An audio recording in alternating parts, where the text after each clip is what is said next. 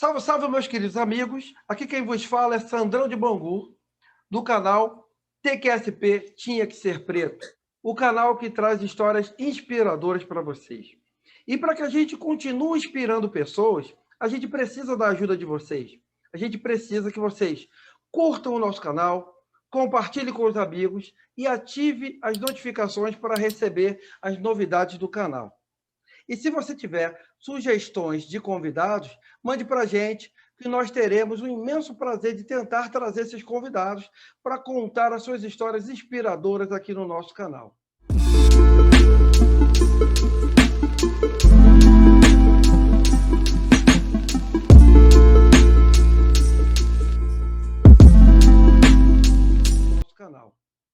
Bem, o nosso convidado de hoje é uma pessoa particularmente, para mim, especial.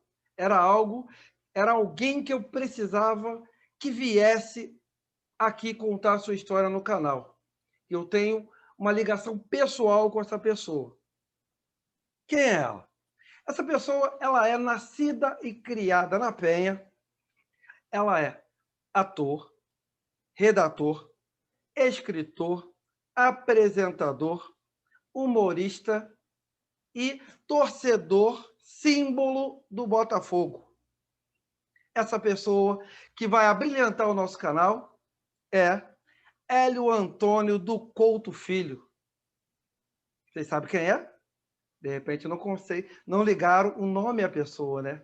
Mas eu vou dar mais uma dica. Esse meu amigo, ele é membro do Caceta e Planeta.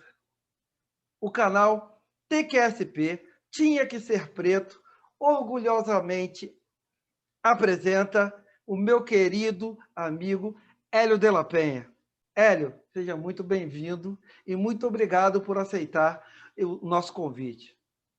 Fala, Sandrão, beleza? Tudo bem, minha gente? Um abraço para todos. Pô, você sabe que você falou TQSP e eu estava querendo entender o que sigla é essa TQSP. E sabe o que eu imaginava que era? Tá que os pariu.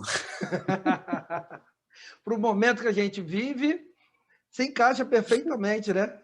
Exatamente, por isso. Pensei, deve falar da pandemia, só pode ser. Mas na realidade, Hélio, o intuito do nosso canal é o que eu percebia quando eu via as pessoas falando sobre as causas negras. Eu só via as pessoas falando das lutas, falando das mazelas, das dificuldades que o povo negro enfrenta, e ninguém ressaltava os caras que trouxeram os benefícios para nós. Ninguém mostrava quem foi que lutou para a gente conseguir um direito. Então, quando eu pensei, tive a ideia do canal, eu falei, se tiver que falar das mazelas, nós vamos falar, porque faz parte. Se tiver que falar da dificuldade das lutas, nós vamos falar. Mas eu quero falar mais, eu quero mostrar quem são os caras que estão nos representando. Quem são os caras que estão lutando por nós lá na frente? Quem é que está dando a cara a tapa? Quem é que está apanhando? E para que a gente, no futuro, consiga desfrutar dos benefícios. Então, esse é o objetivo do nosso canal, Tinha Que Ser Preto, né? E como diz a música do Emicida, né? O objetivo do canal é mudar o sentido da frase tinha que ser preto. Mostrar que tinha que ser preto é uma coisa boa. Ser preto é uma coisa boa.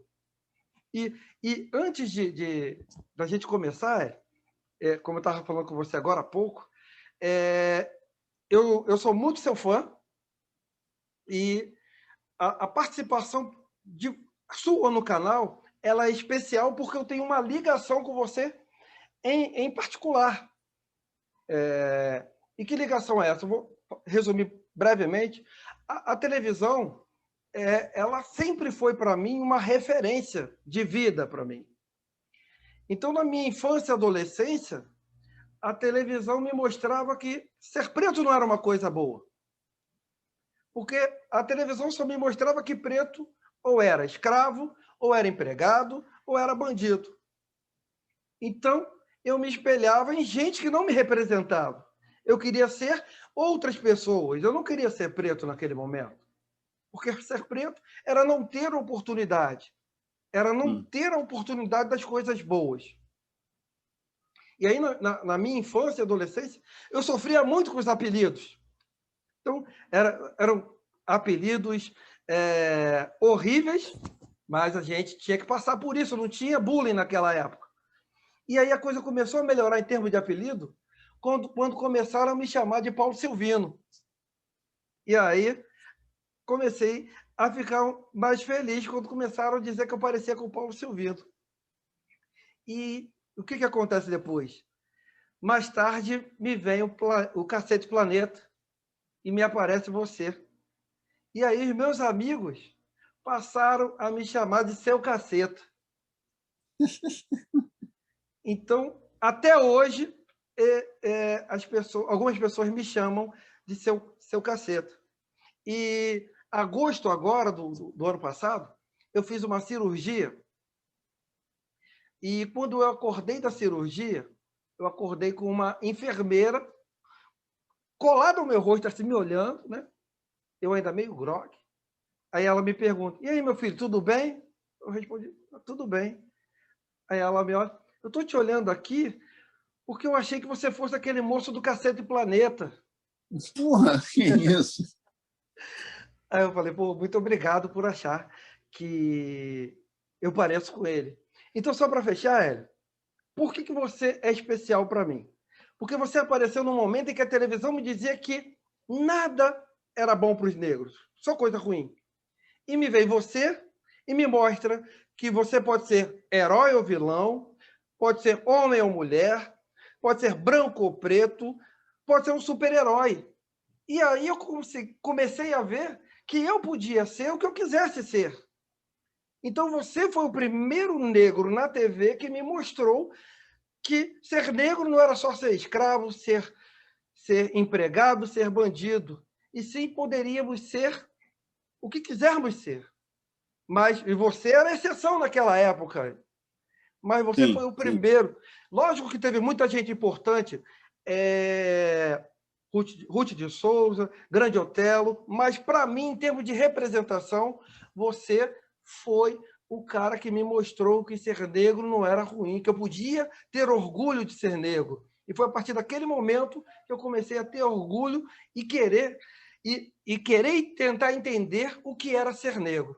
Então, antes da gente começar, Hélio de la Penha, muito obrigado por, mesmo sem saber, você fazer parte da minha vida, uma parte muito importante da minha vida. Obrigado, Ah, viu? legal, Sandrão.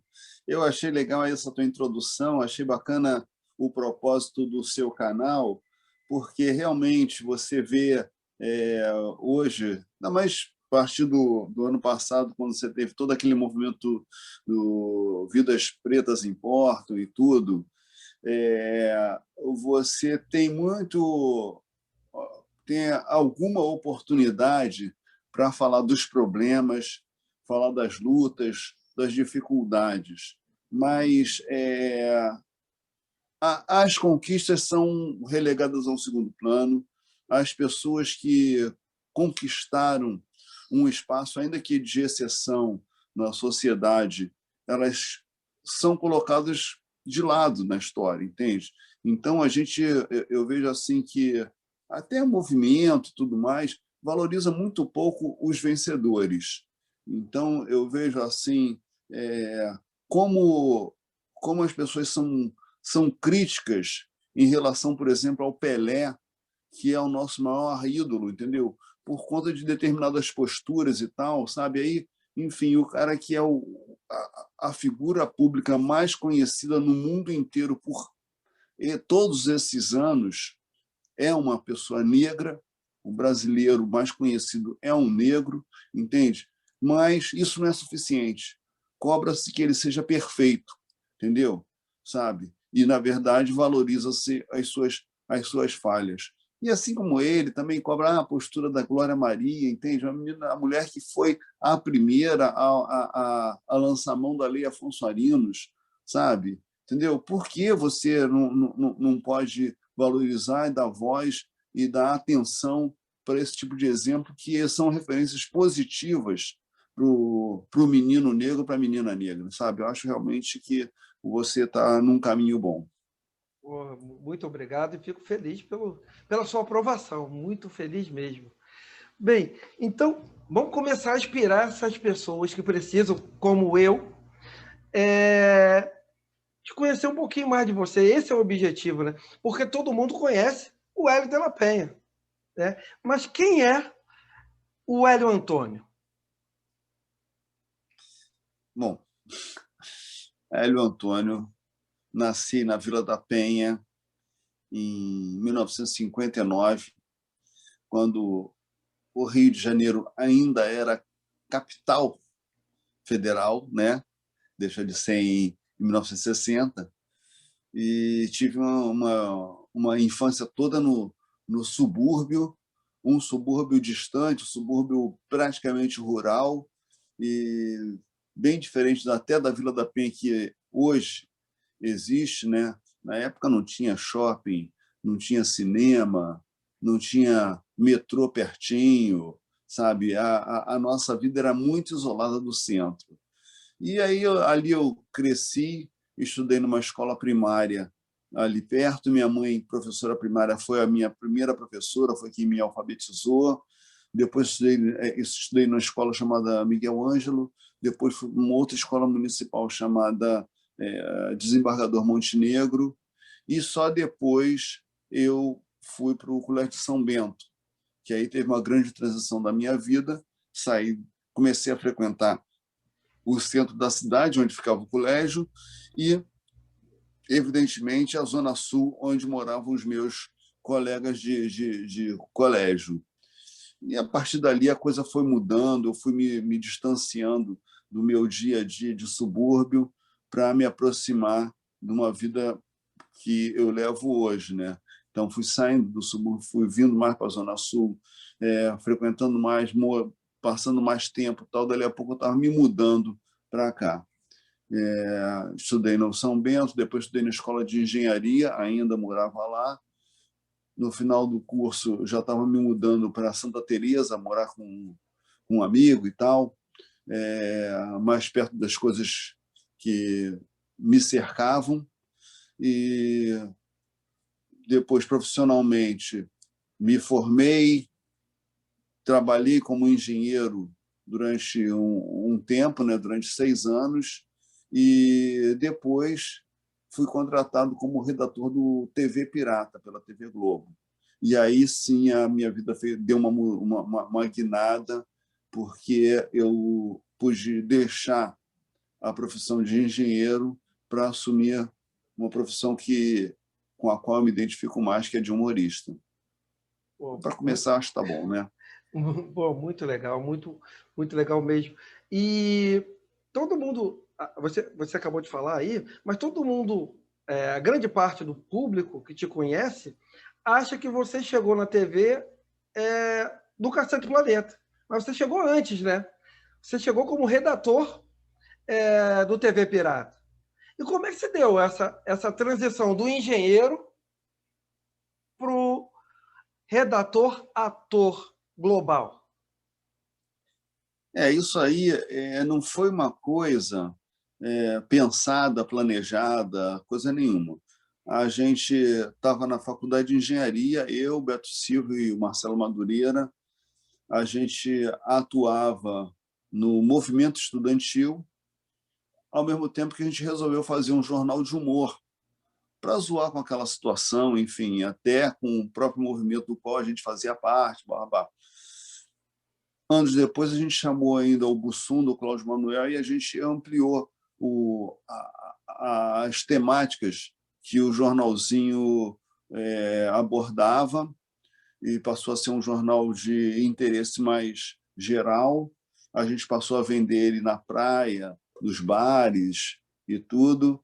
E mais à frente, a gente conseguiu transformar aquela estrutura amadora numa estrutura mais profissional, indo para uma editora, lançando uma revista Caceta Popular nas bancas, nacionalmente e tudo. E aí, com isso, o que aconteceu? O nosso trabalho começou a ser mais conhecido. E quando a TV Globo precisou de uma nova leva de autores, redatores de humor, ela foi procurar quem é que estava atuando no mercado nessa área que não tinha ainda vínculo com a televisão. Aí, daí ela procurou a gente, a Caceta Popular, procurou o pessoal do Planeta Diário, que a gente ainda não estava junto, e mais outros grupos, pessoal que escrevia quadrinhos lá em São Paulo, como o Laerte, como o Glauco e tal, pessoal que atuava aqui no chamado Teatro Besterol, no caso, Luiz Fernando Guimarães, Regina Casé, o Miguel Falabella, o Guilherme Caram. E aí parte desse grupo do teatro virou ator do TV Pirata, outra parte virou redator, junto com o pessoal do Cartoon lá de São Paulo e junto com a gente, né, o pessoal da Caceta, no meu caso, o pessoal do Planeta e outros mais. Nessa leva, inclusive, o próprio Luiz Fernando Veríssimo, ele começou a escrever na TV Globo também no TV Pirata. Então, começou assim, a gente começou escrevendo, e aí o que acontece? Quando a gente começou a fazer o TV Pirata, Caceta Popular e Planeta Diário se juntaram para fazer um show numa casa noturna chamada Jazzmania, em Ipanema. Esse show foi ficando cult, presença de muitos atores, muitos artistas, músicos e tal, que iam lá assistir a gente. O show cresceu, foi ficando bem popular. A gente saiu dessa casinha, foi para um teatro maior, que é o Teatro de Ipanema, e depois do Teatro de Ipanema a gente foi para o Canecão, e nisso os executivos da Globo foram assistir ao show. E no que eles assistiram ao show, eles viram que a gente tinha potencial para aparecer na frente das câmeras também, entendeu? E foi isso que mais ou menos aconteceu. E Cacete Planeta e TV Pirata hoje são referências o que nós temos hoje. O Cacete Planeta e o TV Pirata foram a base do que a gente vê em termos de humor hoje na televisão, né? E muito legal a competência. Então, quando vocês vieram, ainda não tinha Cacete Planeta. Quando vocês começaram Não, como redação, como redatores, né? Ainda não era Cacete Planeta. Eram dois não, grupos não, distintos. não. Eram dois grupos distintos que se conheciam. A gente, tanto que assim, o Planeta a gente tinha começado a fazer o jornalzinho de uma forma amadora, isso lá em 1978, tá? Em 1984 surgiu o Planeta Diário, o jornal de humor, porém com estrutura, numa editora, distribuído nacionalmente em bancas de jornal e tudo. E a gente ainda continuava amador, vendendo de banco em banco, de mão em mão, na praia, nos bares e tal. Isso porque o pessoal do Planeta Diário, que era o Hubert, Reinaldo e o Cláudio Paiva, eles eram cartunistas de um jornal antigo, já extinto, chamado Pasquim, que era o grande jornal de humor da época, de humor e de resistência na luta contra a ditadura e tudo mais. Eles saíram, estavam querendo fazer uma coisa diferente do que o Pasquim na época estava fazendo, já estavam em época estavam chegando ali a redemocratização, né? E eles queriam fazer uma coisa diferente do que estava se fazendo lá. Então lançaram o Planeta Diário, mas eles já eram humoristas profissionais. Então eles conseguiam, sabiam como como lidar com esse novo mundo. E a gente não, a gente era totalmente amador, enfim, vim da engenharia, pessoas que o Cláudio estudava economia e tal, mas, enfim, o Bussunda fazia comunicação, estava começando o curso de comunicação, mas a gente não tinha noção de como transformar o que a gente fazia em algo mais profissional. Quando o Planeta Diário surgiu, a gente falou, pô, vamos lá na editora dos caras. Aí fomos na editora, a gente aprovou a ideia da revista, entendeu? Então, quer dizer, como tinha a revista Caceta Popular e o jornal Planeta Diário na mesma editora, a gente tinha uma comunicação grande ali, tanto que a Caceta colaborava no jornal do Planeta Diário e o Planeta Diário colaborava na revista Caceta Popular, sabe? o Caceta e Planeta ainda não existia. Tanto que o nosso primeiro show ele se chamava Caceta Popular e Planeta Diário, entendeu? Com o tempo é que a gente foi se aproximando, foi vendo uma identificação maior e chegou uma hora que a gente viu que não tinha nem necessidade de ter duas empresas. A gente montou uma empresa só. Na verdade, é o seguinte, a gente tinha a empresa da Caceta Popular e tinha a empresa do Planeta Diário. O Planeta Diário acabou com a empresa dele e a gente assumiu na nossa empresa, que era a Tovia Sul Produções Artísticas, a gente assumiu as atividades daquele grupo, que passou a ser não só fazer publicações, como também fazer shows, né? A gente passou durante um bom tempo fazendo shows. A gente começou, a gente era uma espécie de uma banda de música de humor, sabe? Assim que a gente começou. A gente não começou fazendo sketch como o Terça Insana, por exemplo, sabe? A gente começou fazendo como se fosse uma banda de humor, como era o Mamonas Assassinas, ou até o Ultraje a Rigor também, e outros grupos que na época existiam. E assim foi o nosso começo. Eu tenho uma pergunta, não faz parte aqui do que eu ia perguntar, mas é uma curiosidade minha. Caceta e Planeta. O nome dos personagens, como é que eles eram colocados? Porque os nomes diferentes de alguns personagens do Caceta e Planeta.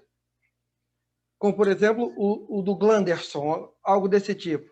Como é que surgem esses nomes lá para os personagens? Por acaso o Glanderson não tem nada a ver com Caceta e Planeta, né? É uma criação minha no meu livro solo, né? E tal. Mas os nomes, assim como os quadros, eles surgem basicamente da seguinte maneira. A gente tinha uma rotina de trabalho muito intensa. A gente todo dia se encontrava na nossa sede, que no início foi em Botafogo, depois foi em Copacabana, foi em Ipanema. E a gente, na parte da manhã, a gente conversava sobre os temas e tal, começava a anotar umas piadas. De tarde, a gente distribuía aquelas anotações em grupos, duplas, triplas, e desenvolvia o texto. Esse input inicial ele vinha de ideias que a gente tinha na parte da manhã, como também de material que vinha de colaboradores. A gente tinha uma equipe de colaboradores na redação. Eles mandavam material para a gente, eventualmente a colaboração ela ia praticamente inteira para a gente produzir e transformar num quadro do programa, mas muitas vezes a gente aproveitava a parte das colaborações, às vezes era a ideia, às vezes era um nome, às vezes era o tema, enfim, e a gente desenvolvia. O Caceta e Planeta sempre foi autoral. A gente sempre trabalhou com o texto. Até porque a gente vem da redação, né? Então a gente trabalhava com o texto e depois que entrava a atuação. E então era isso, né? Enfim, tinha várias fontes e a coisa era tão misturada que não tinha essa coisa de você chegar de casa, olha, eu tenho aqui essa ideia, aqui esse quadro, beleza, está aprovado. Não, a coisa era submetida àquela mesa onde estávamos nós 7.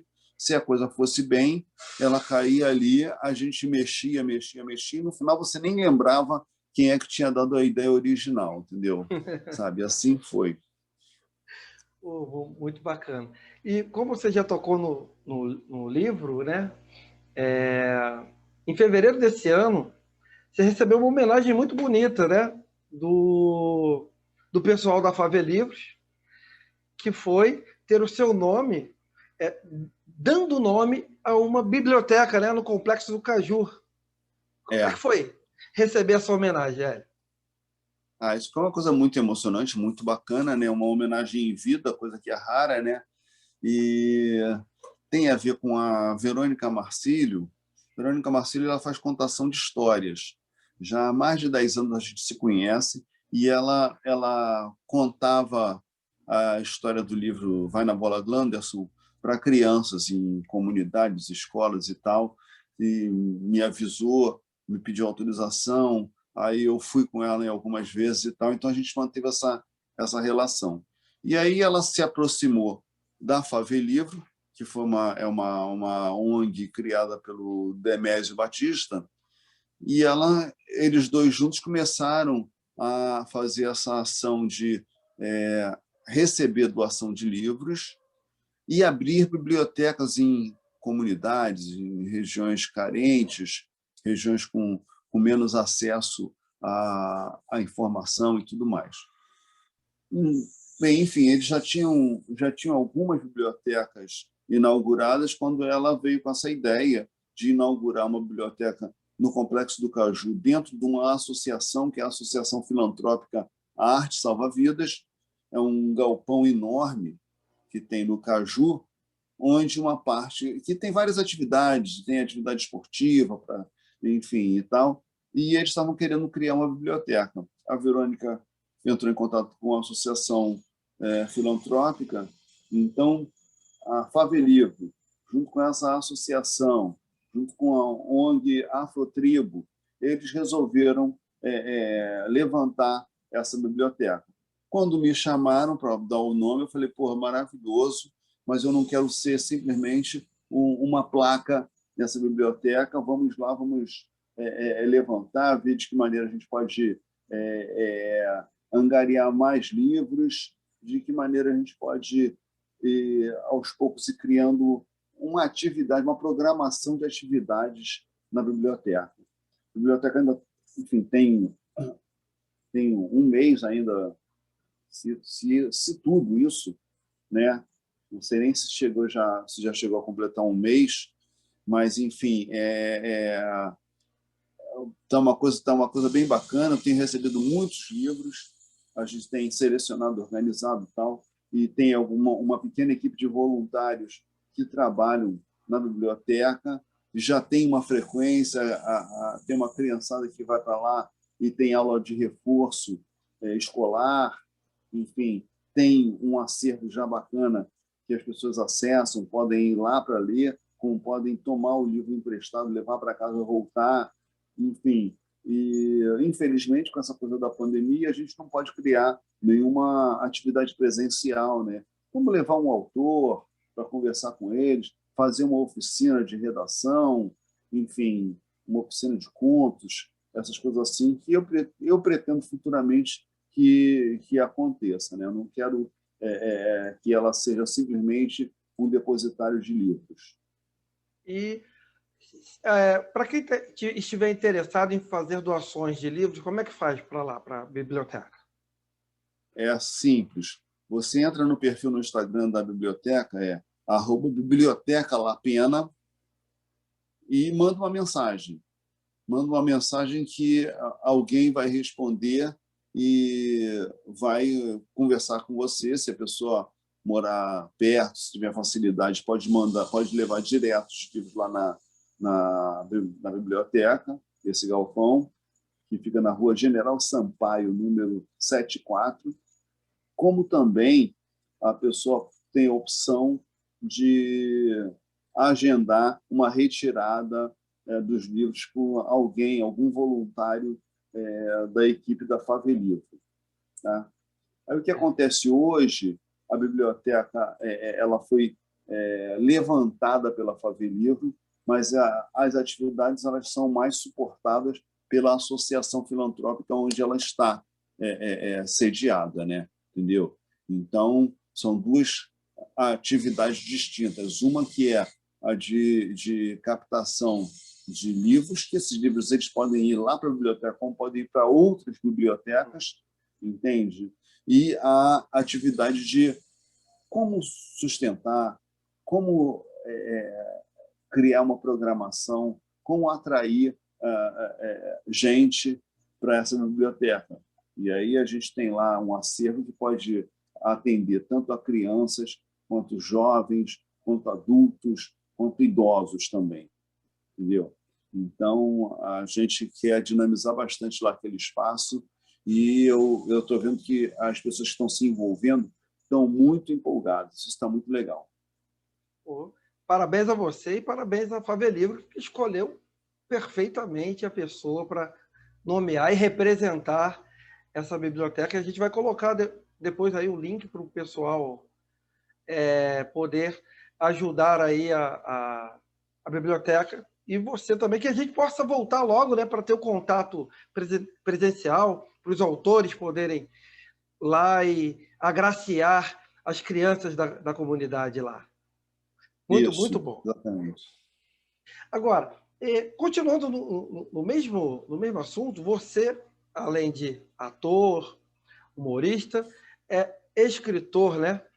Escreveu o livro do pai, Vai na Bola Glanderson, Meu Pequeno Botafoguense e a Poliana Okimoto. Aí a minha pergunta é, o que foi mais difícil nesse processo de escrever os livros? Escrever livros de ficção ou escrever uma biografia?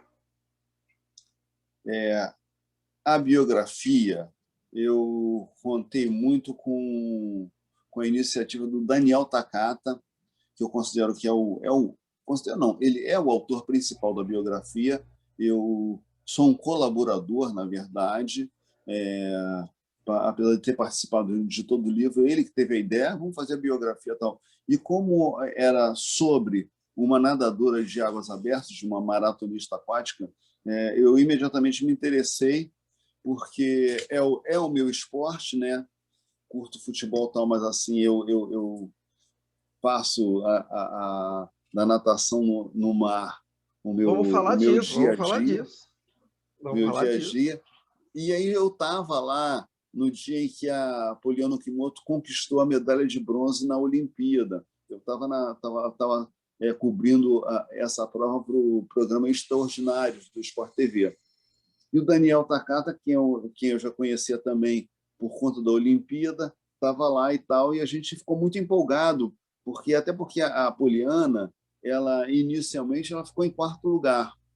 E aí teve a desclassificação da nadadora francesa, que cometeu lá um deslize na chegada, enfim, ela afundou a sua Eu concorrente lembro. e tal, e acabou perdendo a medalha, e a Poliana Okimoto subiu ao pódio. Então a gente ficou super animado com aquela história toda, porque já tinha dado como perdido e de repente, não, Poliana ganhou, não sei o que e tal. A gente falou, cara, porra, a história dela é uma história incrível, entendeu? De muita superação, muitas dificuldades. Isso foi a Olimpíada de 2016, sendo que na Olimpíada de 2016, a Olimpíada de 2012, que foi em Londres, ela teve que abandonar a prova porque ela não aguentou o frio da água, entendeu?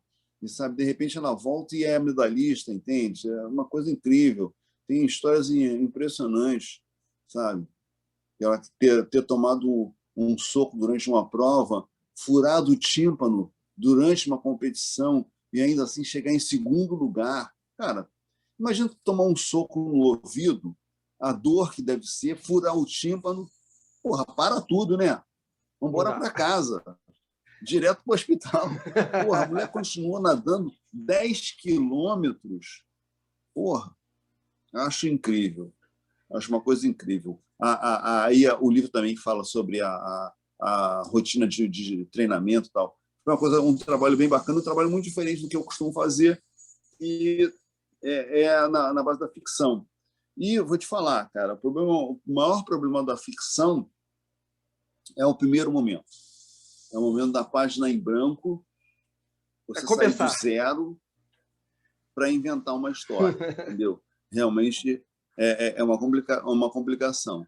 E às vezes também, agora, durante o processo, também nunca nada é simples, porque às vezes você acorda e tal, e você avança para caramba com aquela história, aí chega uma hora que você empaca e, porra, e agora? O que eu vou fazer? Para onde eu vou com essa história? Será que ela tem fôlego para seguir mais adiante? Entendeu? Será que eu ainda tenho interesse em ficar trabalhando esse assunto, sabe? É uma coisa, é um período trabalhoso, e o prazer ele vem quando você está chegando no final ali, quando você está vendo que realmente vai conseguir fazer, porque tem uma hora que você até pensa assim, cara, por que eu me meti nisso, bicho? Eu podia muito bem não fazer, não tá vivendo esse estresse Esse drama. todo, entendeu? Era engraçado. E você tem que ter uma disciplina muito grande.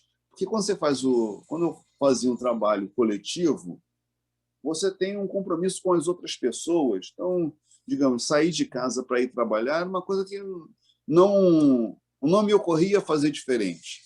Sair de casa para ir lá, me juntar com a galera e tal, vamos ver o que vai acontecer hoje, o que vamos fazer hoje e tal. Quando você está escrevendo um livro, é você e você.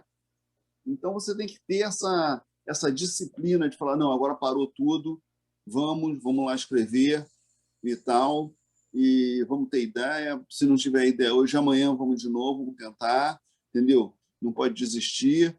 Tem que ter uma disciplina de ficar lá um bom período ralando em cima. E sabe que quando eu estava escrevendo... Então, quer dizer, eu particularmente acho muito complicado escrever a ficção, sabe? Por conta disso, porque sai do zero. A biografia, ela mal ou bem, ela parte de uma pesquisa, você sabe, já sabe. Se você está escrevendo uma biografia, você já sabe Qual é o final, né? a importância daquela pessoa, o highlight da vida daquela pessoa e, certamente, onde está ela naquele momento, se ainda está viva, se ainda está fazendo agora. Enfim, você tem mais ou menos a ideia do começo, do meio e do fim. Tem o corpo, né? Do livro, basicamente. Quando você está escrevendo uma ficção, você não tem nem a certeza se vai conseguir, de fato, concluir ela. Quantas histórias que ficam pelo meio do caminho, sabe? Você começa a escrever, tal, vai se empolgando, quando chega uma hora, fala assim, cara, não consigo passar disso, entendeu? É complicado. Sabe que eu teve um período, inclusive, quando eu estava escrevendo o Glanderson. O Glanderson foi escrito num período em que o Cacete do Planeta estava no ar, e estava no auge e tudo. E a gente tinha uma regra que era ter umas férias de 10 dias. Todos os cacetes, a gente se revezava para ter umas férias de 10 dias no período do ano, numa determinada época do ano, preferencialmente segundo semestre, em que cada um viajava, saía fora e tal. Aí uma dessas férias coincidiu com o período que eu estava escrevendo o Glanderson, né? E a gente estava com uma viagem marcada para Nova York, eu e minha mulher. Aí a gente foi para Nova York e eu tinha essa coisa de escrever, eu queria escrever o livro, não sei o que e tal. Aí a minha mulher, ela começou a ver que, estando viajando, a coisa de escrever não ia render muito, né? A gente ia começar a passear e tal.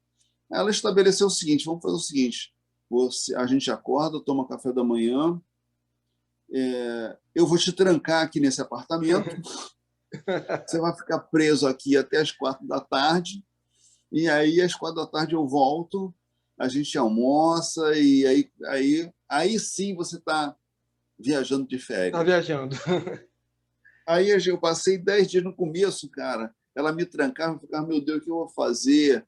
E tá bom, na falta do que fazer, eu falei, bom, vou sentar lá e escrever um pouco. Aí, às vezes, eu pegava tal, ficava difícil de engatar, difícil de engatar. Quando a coisa engatava também, ela chegava para... E aí, vamos? Eu falei, agora não. Agora não dá para parar aqui, não. Se quiser, dá uma outra volta aí fora. Porque... Dá mais uma voltinha rapidinho. Porque... Entendeu? Porque, enfim, a coisa está andando bem aqui. Então, escrever é uma coisa muito solitária também, sabe? É importante que você tenha alguém em quem você confie para você bater bola durante esse processo, conversar, a pessoa ler e tal. E, no caso, a minha mulher, a Ana, ela faz isso muito bem. Ela lê meus textos, ela critica. Quando ela não gosta, ela fala, manda eu fazer de novo que não está legal, entendeu? Ela não fica só falando, está ótimo, Hélio, eu adorei isso, isso aqui foi ótimo também, você fez tão bem, entendeu? Mas ela, quando ela não gosta, ela diz na bem lata, crítica. entendeu? E aí isso é muito bom para todos os trabalhos que eu faço. Às vezes, em períodos mais complicados de em que a rede social está pegando fogo, até uma tuitada que eu vá dar, eu antes pergunto para ela para ver se eu não estou falando uma merda muito grande, se não vai dar uma confusão, entendeu? Porque às vezes eu fico instigado em colocar uma opinião mais polêmica, mas às vezes dá eu A fico pensando consequência. na trabalheira que vai dar. Você coloca uma coisa polêmica, aí você tem que ficar sustentando aquela conversa durante um tempão com pessoas agressivas, entendeu? Pessoas que não estão dispostas a um Sem diálogo, respeito à opinião, né? Não respeito a tua opinião. entendeu? Não, é muito chato. Então, assim, é importante você ter uma pessoa que te ajuda nessas horas. Bacana. A minha próxima pergunta não é para você, mas é começar falando de você. Eu sei que uma das suas grandes paixões é o Botafogo, mas essa minha pergunta não é para você. Para o menino Jair, que viveu as glórias do Botafogo, qual seria o sentimento e a expectativa dele no ano de 2021 com o Botafogo? Nossa, esse menino está sofrendo muito hoje. O menino Jair, que é o torcedor símbolo do meu livro, Meu Meu pequeno Pequeno Botafogo. botafoguense. Deixa eu até pegar aqui para o pessoal ver. Espera aí. Boa. Já que estamos falando de livros, né? Falamos do Vai na Bola Glanderson. Esse livro aqui vocês encontram, está nas livrarias. Você encontra também, se você for na ubook.com.br. E-book você encontra o livro, você pode encomendar um livro físico, como ele tem também versão digital, como também tem audiobook. No e-book, que na verdade ele surgiu, é uma editora que surgiu para audiobooks, então você tem ele, eu narrando o livro todo, tem ele digital, como tem ele fisicamente. Tá? Esse livro aqui foi adaptado para o cinema, um filme chamado Correndo Atrás, tá? Ainda não foi lançado comercialmente no Brasil, mas esse ano eu espero que ele apareça em algum lugar, em alguma tela, seja tela de TV, computador ou no cinema, entendeu? Cinema está meio complicado hoje em dia, né? E aí nós estávamos falando agora aqui do Meu Pequeno Botafoguense. É um livro mais difícil de achar. Talvez você encontre no Mercado Livre, em sebos e tal. Eu acho que nas livrarias você já não encontra mais. E esse livro ele conta em forma de quadrinhos, junto com o meu parceiro, o desenhista Arueira, outro botafoguense. A gente fez a história do pequeno Jair, o grande torcedor, pequeno grande torcedor do Botafogo. E olha só, rapaz, acabei de ver aqui que esse exemplar eu até fiz uma dedicatória, ele era para alguém que eu esqueci de entregar. Então, ainda bem que lembrou. Descobrir. Depois eu vou ter que descobrir. Não, eu lembrei, mas não faço ideia. Voltou, a câmera voltou. Peraí. Não, é porque alguém aqui tentou falar comigo. Mas, enfim, passamos um ano que foi um sufoco danado, esse 2020, caímos para a Série B, o time está desfacelado, a gente tinha uma esperança desses reforços aí gringos que vieram, o Honda, o Calu, e não deu em nada. O Calu, então, agora estava abrindo a gaveta lá para pegar essa camisa que eu gosto muito, em homenagem à nossa live aqui. Peguei essa Nascido no Subúrbio Comum nos melhores dias, mas estava revirando lá e vi uma camiseta em homenagem ao Calu. E eu pensei assim, agora o que eu faço com essa camisa? Onde é que eu vou usar a camisa do Calu? Em homenagem ao Calu, o cara que, putz, sabe, foi uma decepção tremenda. E quase não jogou, eu fui lá. E quase não jogou. Quase não jogou. Quando entrou em campo, não fez menor diferença, sabe? E, cara, eu acho que a contratação do Calu e do Honda, que a torcida tanto celebrou. O Honda teve uma recepção no aeroporto enorme. O Calu, me chamaram para ser o apresentador dele, o cara que ia apresentá-lo à torcida e tal. Aí eu fiquei, ainda reforcei minha aula de inglês para conversar com o cara. O cara, na verdade, a língua dele é o francês, mas, enfim, sendo gringo, se virava um pouco no inglês também. Então, eu fui e tal, estudei, tal. E, na verdade, eu acho que, internamente, isso deu uma grande desestabilizada. Porque o Botafogo estava sem grana. De repente, arruma grana. Faz um investimento. Ao invés de acertar as suas dívidas, ao invés de pagar em dia os seus salários e tal, vai e contrata 2 gringos. Esses gringos ganhando mais do que a média ali. Eu acho que, no fim, isso contribuiu para os caras fazerem um certo corpo mole. Falar, porra, sabe, se o cara aí está ganhando uma fortuna, então ele que corra.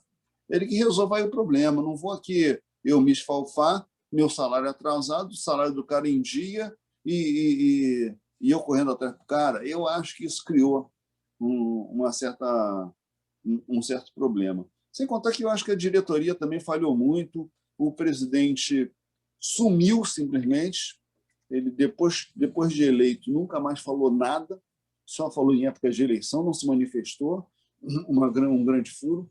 Então, acho que a gente ficou completamente órfão, completamente perdido aí. Nessa quarta-feira teve o início do Campeonato Carioca, né?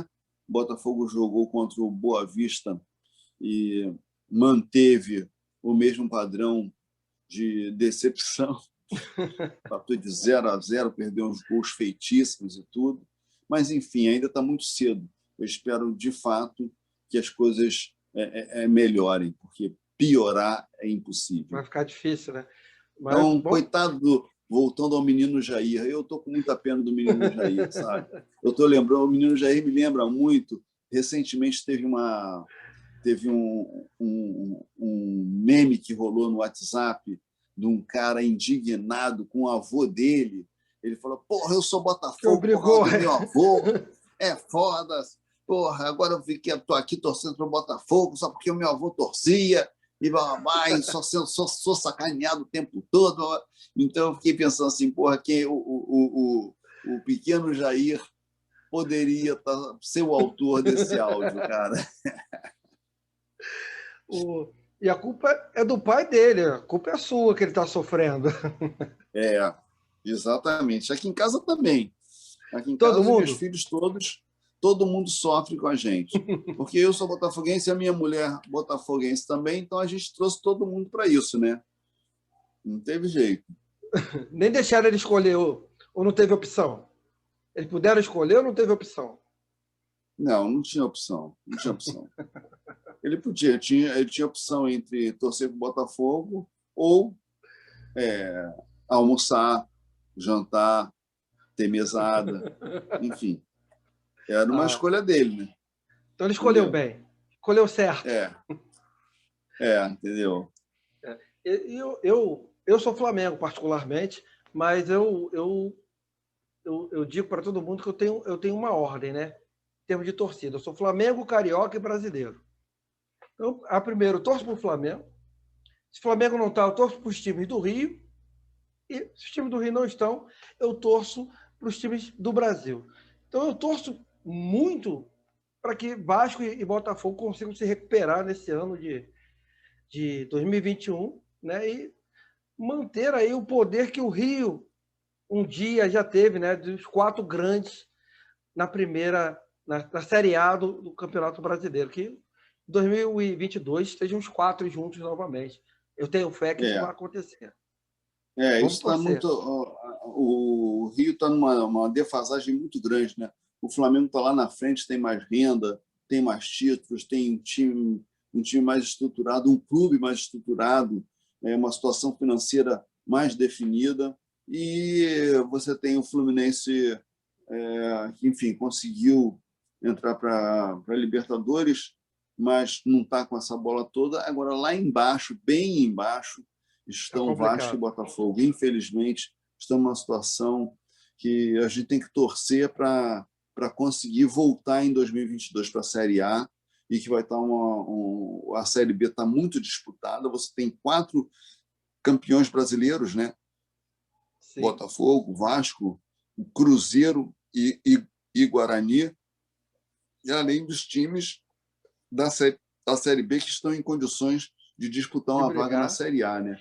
Vai ser bem, bem complicado. Já foi mais fácil. Até porque os times da Série A eles caíam e mantinham uma renda de Série A, entendeu? Então, havia um diferencial, havia algo que fazia com que eles tivessem vantagem nessa disputa.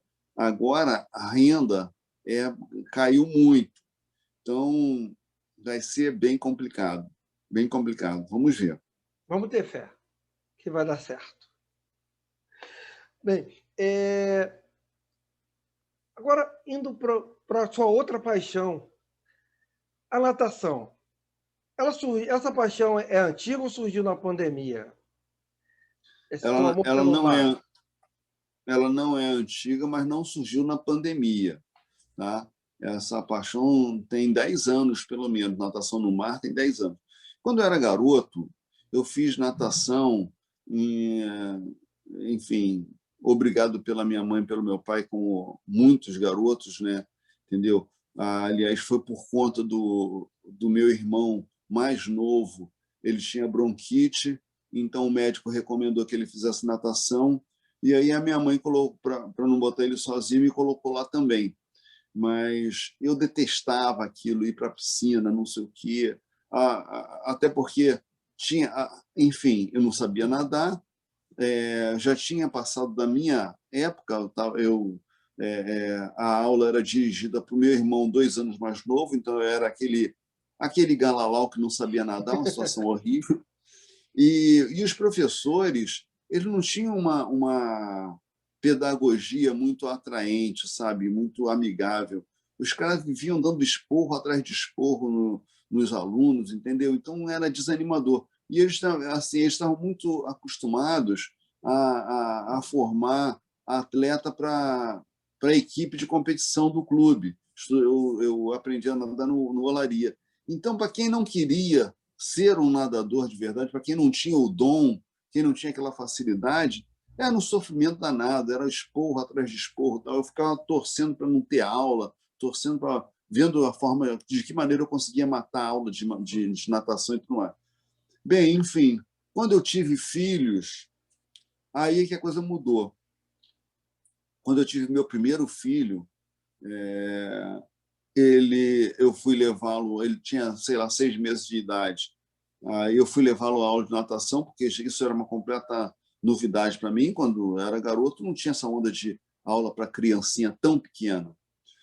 Mas quando o Joaquim nasceu, o Joaquim está com 28 anos, já tinha essa história. Aí eu levava ele para a aula de natação e via que tinha uma aula para Para adulto ali, adulto. né, para os pais. Então, eu fui lá perguntar, pô, será que eu consigo? Será que agora finalmente eu consigo aprender realmente a nadar? Porque eu conseguia era não morrer afogado se não estivesse muito longe da Da areia, né? borda. Ou da borda, né? Entendeu? Era o máximo que eu conseguia fazer.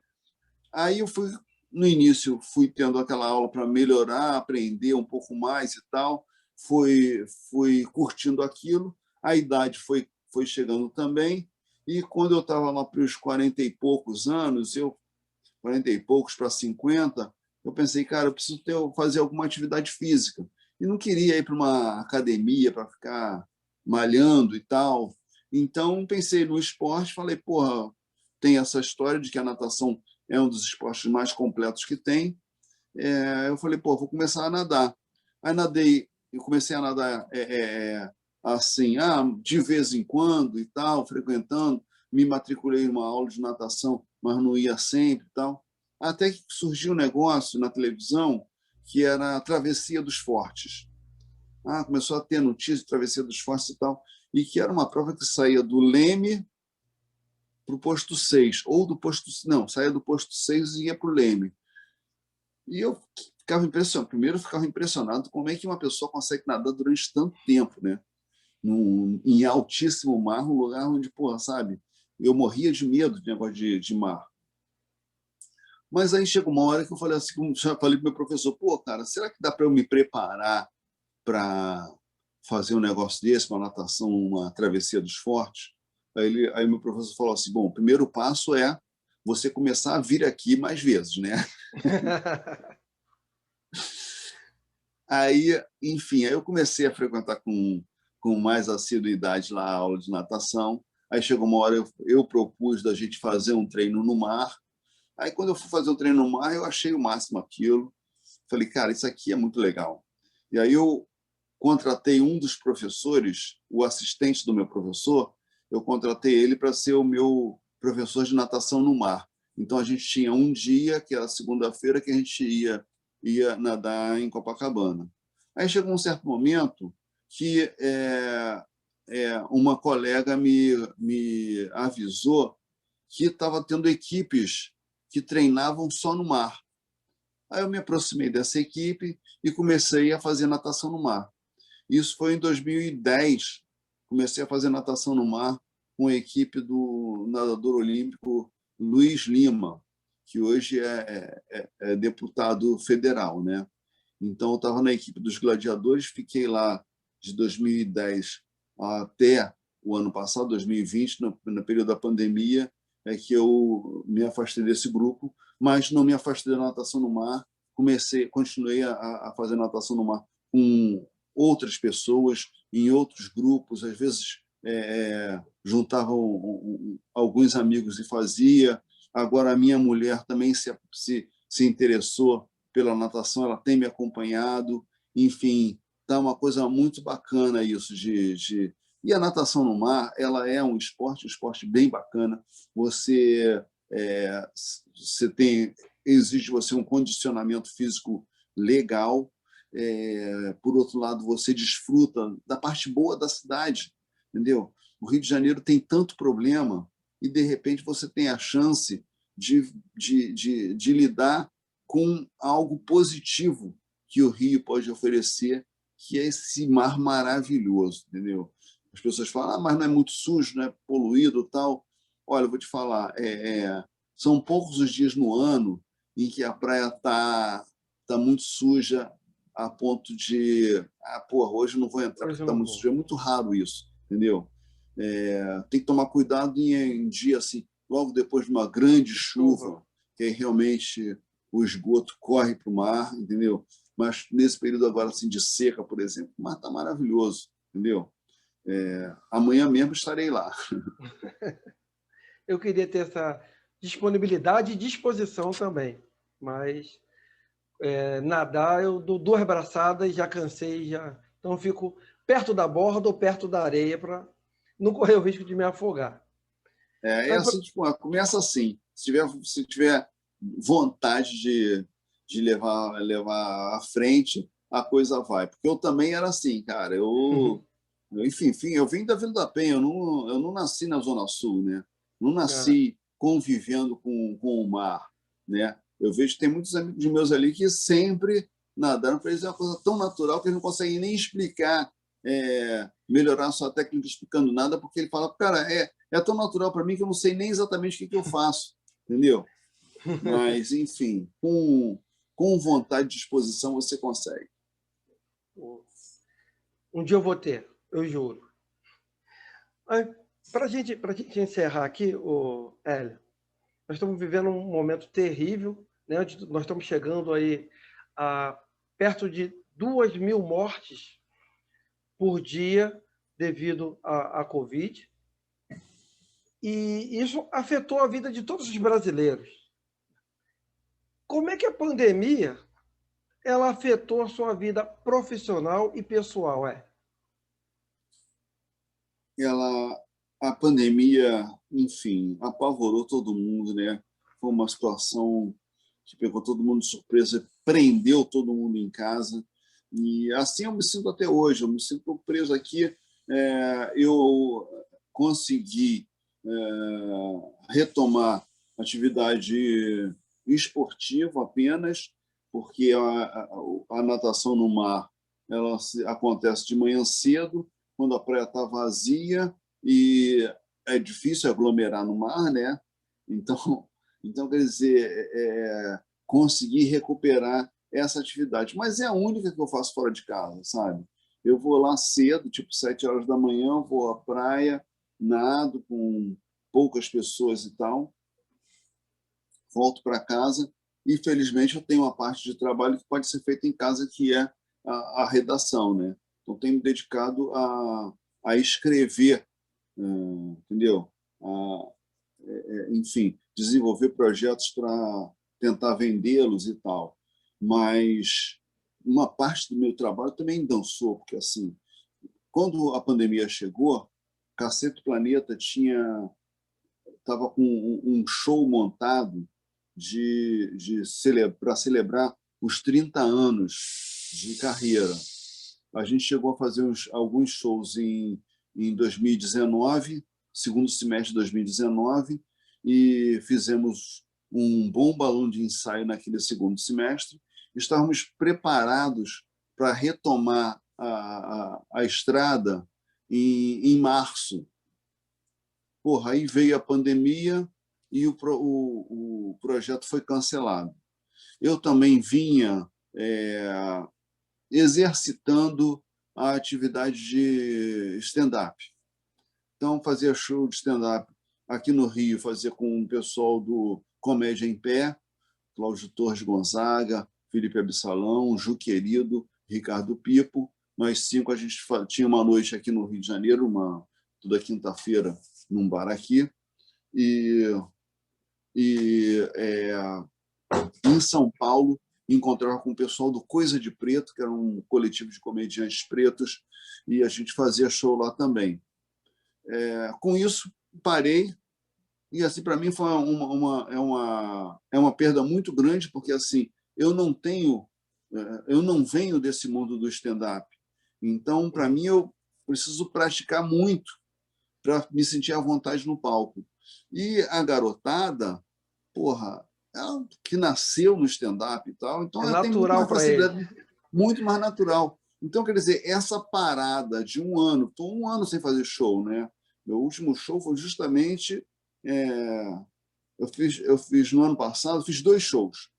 Eu fiz um show logo depois do Carnaval, assim, dias antes de fechar tudo para a pandemia e tal, de ser anunciado que não ia ter mais nada. E depois eu fiz um único show, que foi no dia 20 de novembro, que é a data em que todo preto faz show, né? Entendeu? Mas, porra, é complicado, cara, você passar um ano sem fazer uma atividade que você faz há pouco tempo e para manter a forma, vai ser uma coisa difícil para mim retomar isso, até para escrever números para o show e tudo mais. É tudo que quando você está no ritmo, no fluxo, vai tudo bem. Quando você para assim tanto, você tem que começar do zero de novo. Isso foi muito complicado. Por outro lado, eu vi assim que pude exercitar também na pandemia muito da solidariedade, estou muito atento às ações sociais, me aproximei muito da CUFA, com quem eu já tinha um trânsito muito bom, e fizemos juntos a campanha da Mães da Favela, que inclusive retornou, porque, enfim, a situação está ruim, coitadas das mães da favela que estão sofrendo, estão sem renda e tudo mais, a gente retomou as ações para pedir doação e tudo. Enfim, tem o pessoal do Voz das Comunidades também, que tem uma atuação forte, sobretudo no Complexo do Alemão, e com quem eu conto.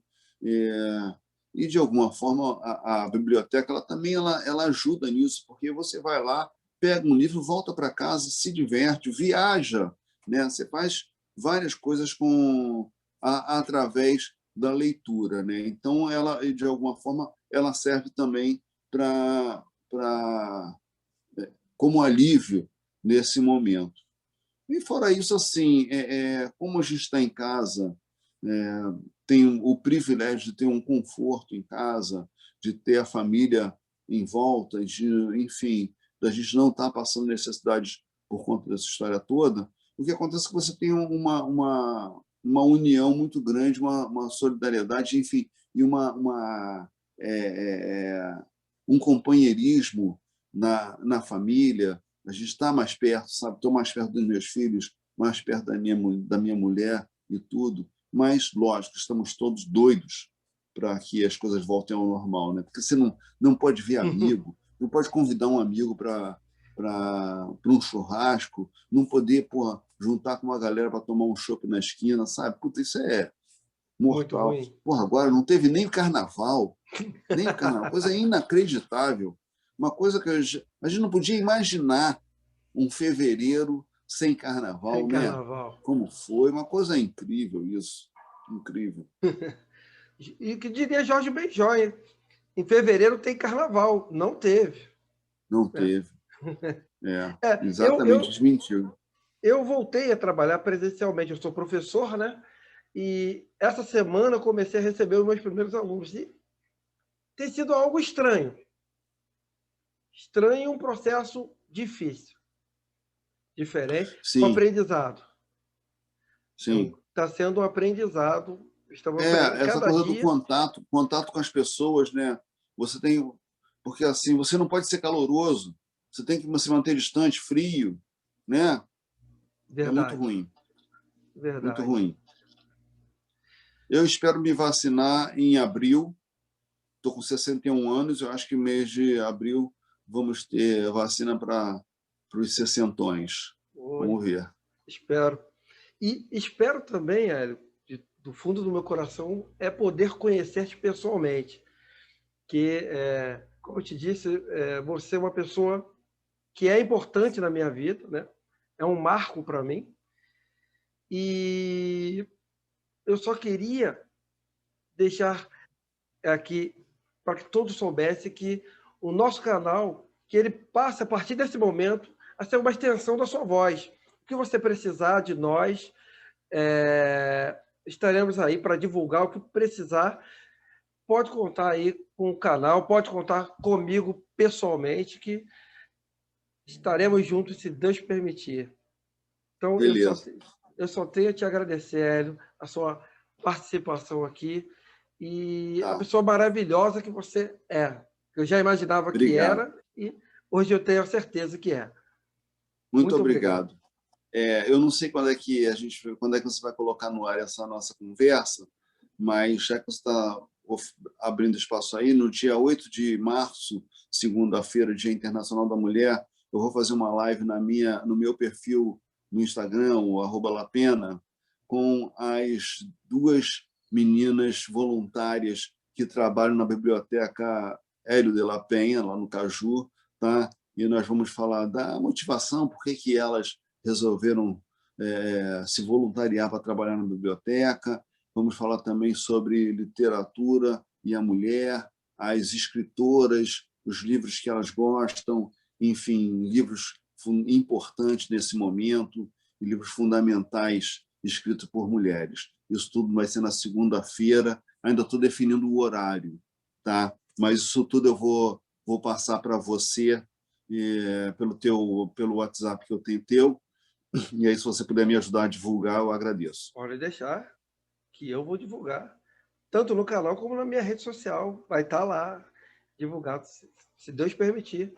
Então, meu amigo, eu aqui meio apresentador, meio fã, não sei como é que eu me divido e me comporto nesse momento, né? De tristeza, porque eu vou ter que me despedir de alguém que eu admiro tanto, mas só tenho a agradecer mais uma vez, né, que eu fiz o convite e imediatamente você respondeu dizendo que poderia me atender.